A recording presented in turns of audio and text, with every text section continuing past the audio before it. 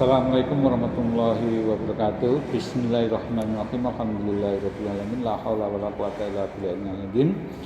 Yang saya hormati bersama Bapak Ibu guru serta komite SMP 1 Ngadirejo yang berbahagia.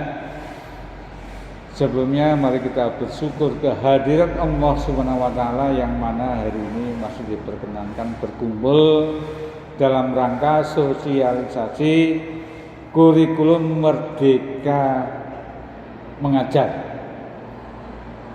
Konsepnya apa? Pemerintah ini menerapkan sosialisasi kurikulum Merdeka.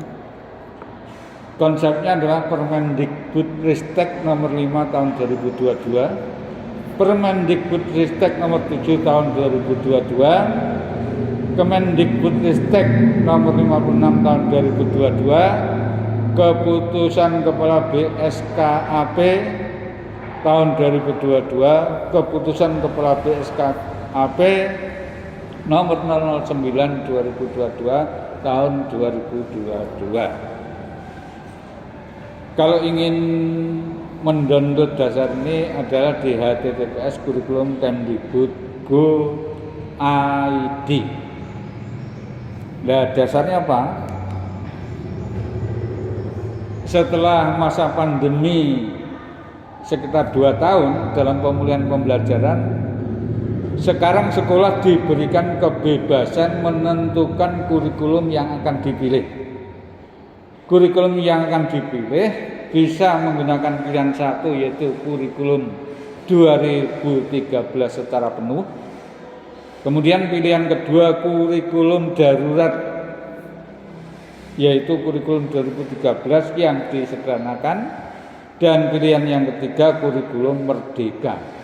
Kalau kita rangkum dan kita jelaskan, opsi kurikulum merdeka yaitu yang pertama menerapkan beberapa bagian dan prinsip kurikulum merdeka tanpa menggantikan kurikulum satuan pendidikan yang diterapkan. Artinya kurikulum itu berdasarkan kurikulum K13 seluruhnya. Yang kedua, menerapkan kurikulum merdeka dengan menggunakan perangkat ajar yang sudah disediakan atau mandiri berubah. Jadi kurikulum ini perangkat ajarnya sudah disediakan oleh pemerintah. Kemudian sekolah tugasnya adalah menyesuaikan atau merubah agar sesuai dengan situasi dan kondisi. Yang ketiga, menerapkan kurikulum merdeka dengan mengembangkan sendiri berbagai perangkat ajar, atau yang kita sebut menerapkan kurikulum merdeka dengan konsep mandiri. Oleh karena itu, dengan pertimbangan yang matang, persiapan Bapak Ibu guru, persiapan dari sekolah atau kesiapan dari sekolah, mari kita tentukan sebaiknya menurut Bapak Ibu guru yang dirapatkan di hari sebelumnya kemarin oleh beberapa urusan dan wakasek, ini kita memilih mandiri berbagi. Karena memilih mandiri berbagi, ini ada beberapa yang harus dipersiapkan. Jika pada tahun ini Anda memilih menerapkan kurikulum merdeka pada kategori mandiri berubah atau mandiri berbagi, maka disarankan untuk memastikan bahwa sekolah Anda sudah mengembangkan yang pertama. Jadi kesiapan yang pertama yaitu untuk melaksanakan kurikulum mandiri berbagi atau kurikulum merdeka dengan konsep mandiri berbagi. Yang pertama yaitu harus mempersiapkan kurikulum operasional sekolah atau yang kita sebut dengan KOSP. Ini sebagai landasan berpijak untuk melaksanakan kurikulum yang ada di SMP 1 Ngadirejo. Bapak Ibu dan persetujuan komite ini tolong disiapkan dulu kurikulum operasional sekolahnya atau yang kita sebut dengan KOSP. Kemudian setelah KOSP dibuat, ini Bapak Ibu guru terutama ini harus merencanakan pembelajaran sesuai dengan alur tujuan pembelajaran dan modul pembelajaran. Karena di kurikulum Merdeka itu ada proyek penguatan profil pelajar Pancasila atau P5 untuk mendukung kesiapan sekolah dalam menerapkan kurikulum Merdeka, Bapak Ibu dapat belajar secara mandiri, ya, dapat belajar secara mandiri di platform Merdeka Mengajar. Ya, di platform Merdeka Mengajar. Alamatnya adalah https://guru.kemdikbud.go.id. Jadi ini modal utama untuk Bapak Ibu guru. Ini di situ ada pelatihan, kemudian ada modul ajar, ada guru berbagi dan sebagainya.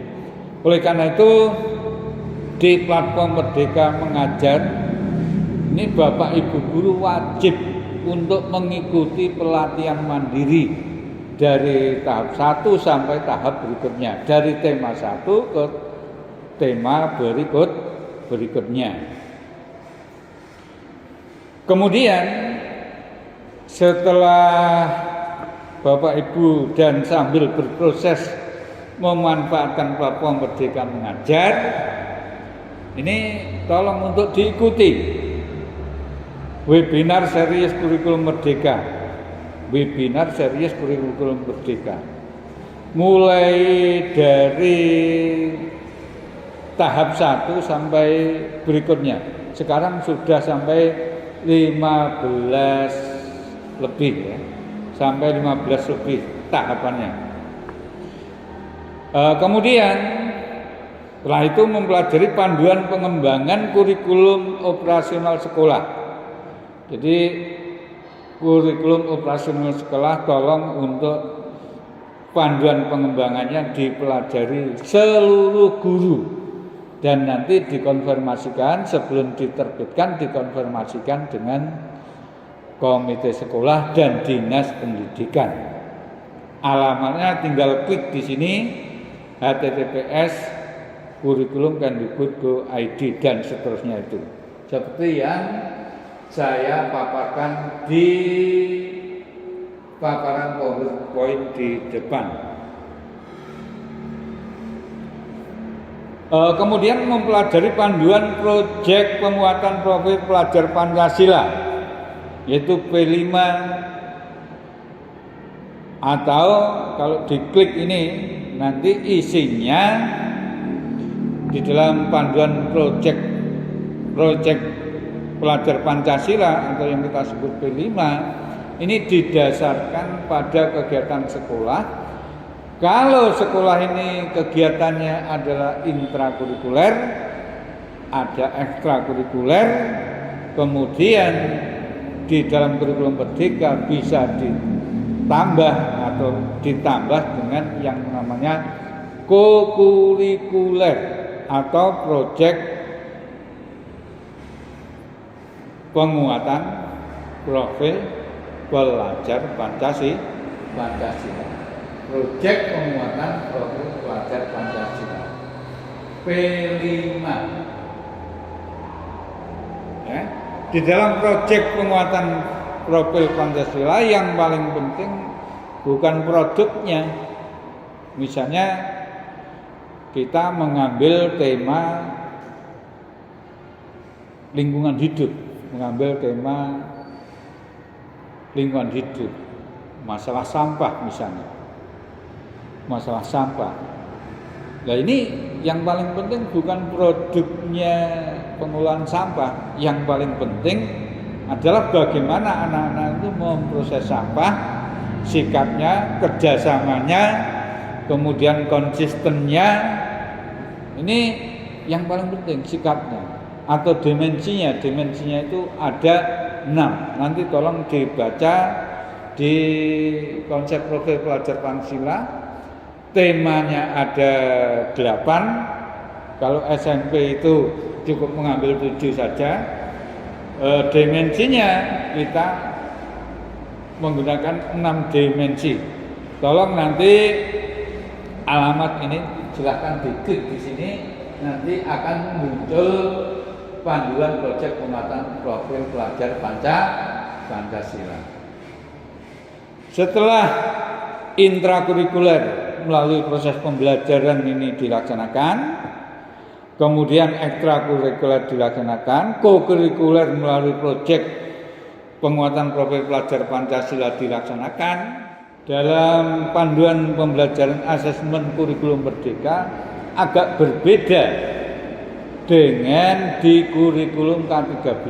Kalau di kurikulum K13 itu ada ulangan harian, ada PTS, ulangan tengah semester, kemudian ada penilaian akhir semester atau yang kita sebut dengan biasanya UAS. Di kurikulum merdeka itu tidak ada. Yang ada istilahnya adalah asesmen formatif dan asesmen sumatif. Asesmen formatif digunakan untuk proses perbaikan pembelajaran. Asesmen sumatif digunakan untuk mengukur pencapaian dalam beberapa tujuan pembelajaran dan beberapa KD atau beberapa KD. Dari beberapa tujuan pembelajaran, 3 atau 4 tujuan pembelajaran atau 3-4 KD, nanti bisa diadakan asesmen yang kita sebut dengan asesmen sumatif. Nah, asesmen sumatif nanti ini satu-satunya digunakan untuk pertimbangan nilai rapor. Nilai rapor nanti dipertimbangkan rata-rata sumatif di semester 1, kemudian di semester 2 juga begitu, di semester 3 rata-rata sumatif. Akhirnya di rapor nanti didasarkan intinya pada asesmen penilaian sumatif. Demikian Bapak Ibu yang bisa saya sampaikan. Kalau ada waktu saya membuka pertanyaan. Sampai di sini ada yang bertanya.